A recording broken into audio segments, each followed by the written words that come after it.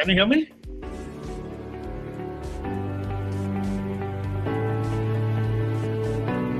We will forge a society that is colorblind and merit-based.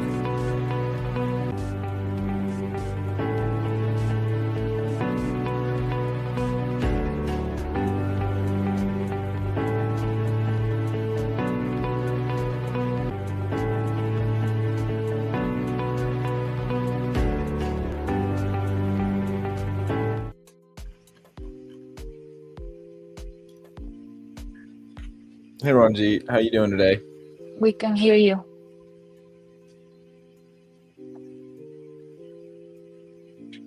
I think you're muted, sir.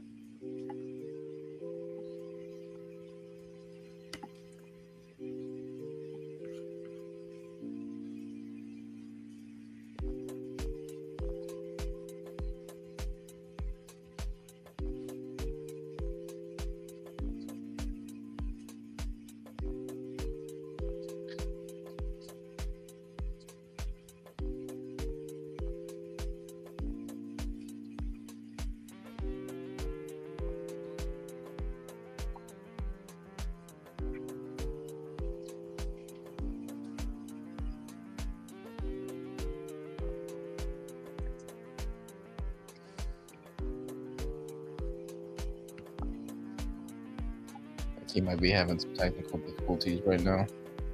Yeah.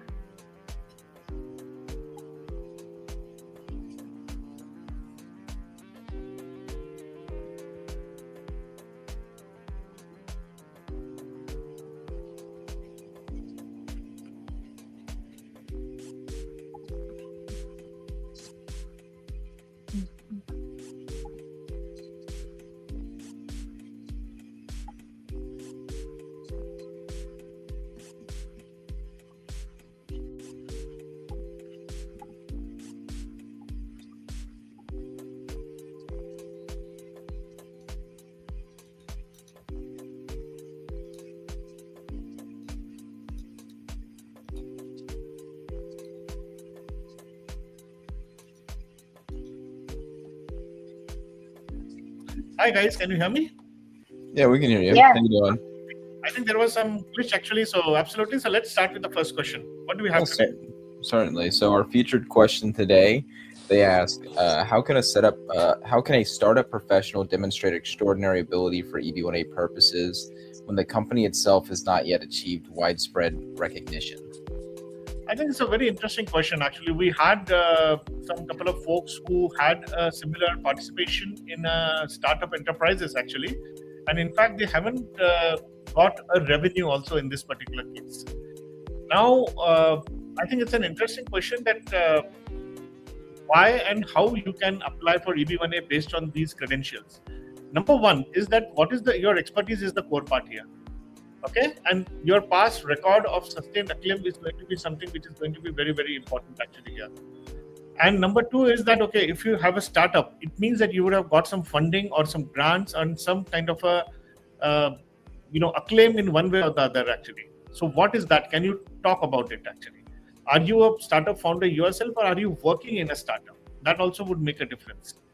On what basis you were selected? And startups are very close knit. Okay, I mean, what is it plans to achieve?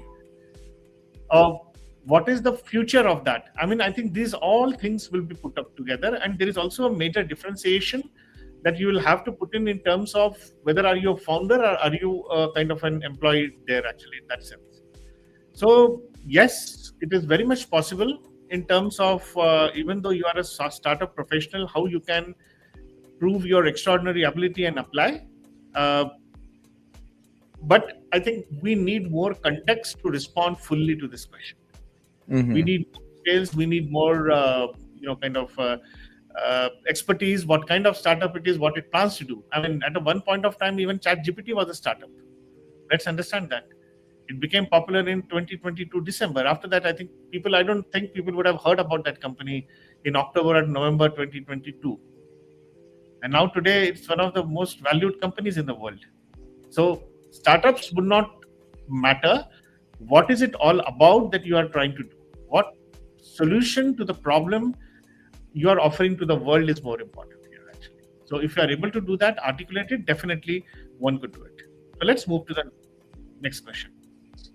Sure. So another anonymous aspirant asks, what distinguishes a strong piece of evidence from an approvable one in USCIS adjudication trends you've seen recently? I mean, it's not about recent, it has been consistent. Let's talk about it. Distinguish a strong piece of evidence. What is a strong evidence? There are only three parameters to evaluate the strength of an evidence. Number one, it is credible. Number two, it is authentic. And number three, it is probative. That's it. So these are the three things that makes an evidence a quality of an evidence, and there are definitely certain evidence standards, federal rules of evidence that it has to follow, and other matters which are there. But let's say, for example, when we talk about any letter that is being given, I think most of the people ask this question, which is a very common thing: a letter of recommendation. What you should give in a recommendation letter? What makes it credible? What makes it authentic, and what makes it probative? I think that's more deeper question actually here. Now, in that case, suppose somebody is giving a letter, then what is the locus of that person? How do you know that person for him to qualify you to give that letter? What are the metrics of that letter that demonstrate your extraordinary ability and your expertise and the benefit that the US might get? Okay, at the end, do you give the entire context? I mean, who is the person, his details, his communication channels? You need to give that everything in one shot. You can't just kind of let it go as it is. So if you are able to do that, then it makes sense actually. I mean, that is how one can distinguish between a strong piece of evidence for an approval one and something that is very weak. Or you just give a letter from your co-worker for your EB1A. That is definitely not going to stand the test of the scrutiny actually. Whether it is the credibility of that, or authenticity of that, or whether the probative value will be very less for this particular case. Okay, so let's move to the next question.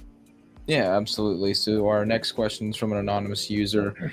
They ask, how do you identify and position my true area of expertise so it aligns with national or international impact rather than just seniority or experience? I think it's a bang-on question actually. It's not about your expertise is the core most important thing actually in your entire EB1A petition. If you ask me, I mean, more than the criteria, because if you may fulfill the criteria, but if your expertise is not aligned properly, you will not get your EB1A actually. Now, what we do is that we have a proprietorship done method where you have to define your expertise is the first part. We make you do certain exercises, Excel sheets, documentation that helps to connect all your past work to your kind of impact that you have created or how you do the work. I mean, the whole exercise of defining your expertise roughly takes, if I may say, almost 30 to 40 days. There are a lot of exercises one needs to do. Let me give you an illustration. Actually, there was one particular gentleman working with one of the logistics company, let's put it that way, and his job was to find the best route for the drivers. And he was in a software company, and his job was to kind of use certain skills, use certain satellite systems to identify the best route. And he was designated as software logistic professional, expert or whatever. Now, when we actually kind of defined his expertise for the purpose of EB1A, we realized it is a geospatial software engineer. He also had patents. He also had a lot of things to his credit, which we kind of utilized kind of in his petition, and he got his EB1A approved. Now, sometimes it is the way you do the work. Sometimes it is the impact that you have created also makes a difference. You may have worked in a different industry. So what are the common frameworks that you have used? If you are able to establish that, that will work actually. So we do have a certain, a very scientific process and mechanics to help you identify and position your true area of expertise, which we have seen. And not only that, there is also a way by virtue of which you can identify what would USCIS think about your expertise and based on some certain past cases. We can even look at that also. That would be my response to this. So let's move to the next question. Absolutely. So the next question is, what is your strategy for building independent recognitions, such as judging, peer review, expert roles, without creating a conflict of interest or red flags for USCIS? I mean, strategy for building independent recognition. I mean, there are a lot of people who are looking for such opportunities and in a sense that are seeking professionals to help them, and we have to reach out to them. I mean, conflict of interest would come in here only if you solicit it. Actually, it is not done based on your expertise. It is based on your reference, or only solely based on that reference, not a professional reference. I think that is the only thing actually that I would say, that I think our students have been writing to people for peer reviewing or other things. Some people have to do more efforts, but unless and until one sits down and does it, it is not going to make a difference. And yes, I'm not very sure how would, I mean, is it about your own company or something like this? Then definitely it may not be accepted as a criteria. There are certain 1 or 2 AOA cases I know where the judging or interviewing people may fulfill the criteria, but definitely not final merit determination in that case. And I would kind of, the key important thing is that can we go beyond the scope of your organizations actually? That's the whole idea. Okay, so let's move to the next question.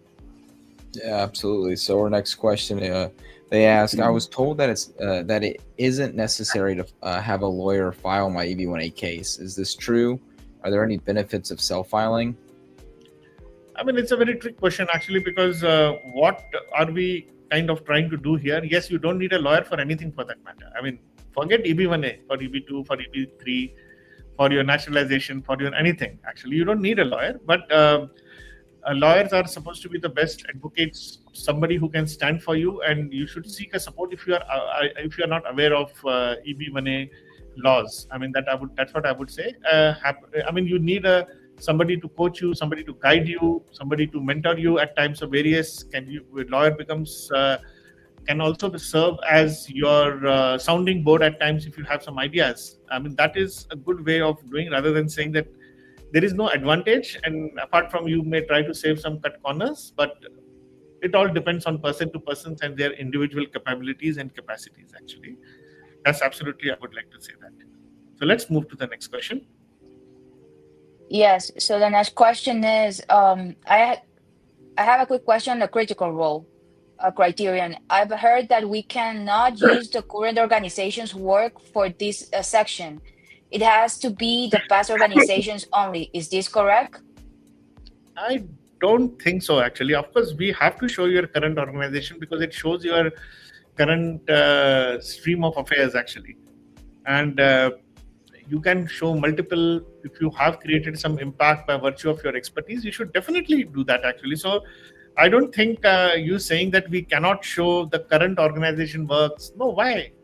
Each and everybody in our program, we have 50 plus achievers, each and everyone have used their current roles and responsibilities, what are there, their skill set, they connected it to properly, and everybody got it actually. And I mean, I don't know from where it is I heard, I mean, from where are your sources coming? I mean, I would just like to be very mindful of it, that one needs to be very careful in these things, because there might be a lot of speculations and a lot of myths surrounding EB1A, which you might like to kind of mitigate it. Okay?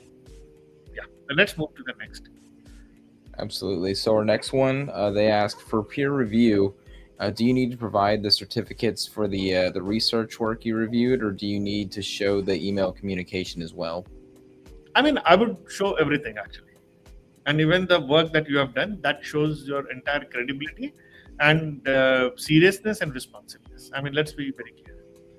So sometimes things are more, it is absolutely fine, but still you should be doing that. Let's take the last question now. Yes, the last question is, how is salary criterion determined? Is it based on is it just base or base salary plus bonus and stock, or does it vary with locations? Absolutely. The whole idea is that you are not just drawing more than a little incrementally more than somebody actually. The word is significantly higher than your peers. I mean, that's the whole kind of an argument and logic that we use in this particular case. Now, ideally, it is a total compensation that you can show. It is not about your base or anything. So basically, what is the cost of your expertise to the unit, somebody paying you? So that enhances the value that somebody is ready to pay for you. That is more important here. And yes, you can use location as one of the metrics. I'm not sure if you can get a data regarding your age and your location with your metrics, but location is a fair idea actually, because it takes into account the cost of living structure also. The cost of living for Phoenix would be less than what is in New York or San Francisco, and things like that. So one needs to be very careful about it. So thank you very much, guys, for participation, and thank you, Mario, and thank you, Syria. I think there were wonderful questions. And guys, if you want to present your question, please tell us and we'll be happy to take. And if you want to join the Next Lead program and become one of the elite EB1A achievers, please let us know. You can book time with us, with Mario, Syria, or me, and we will help you. And the link would be given below in the comment section. So wish you all the best and have a wonderful. Thank you for joining us today. If you have any further questions or need personalized guidance, please reach out to us. We are here to help you every step of the way in your journey towards achieving your American dream. Let's connect and make it happen together.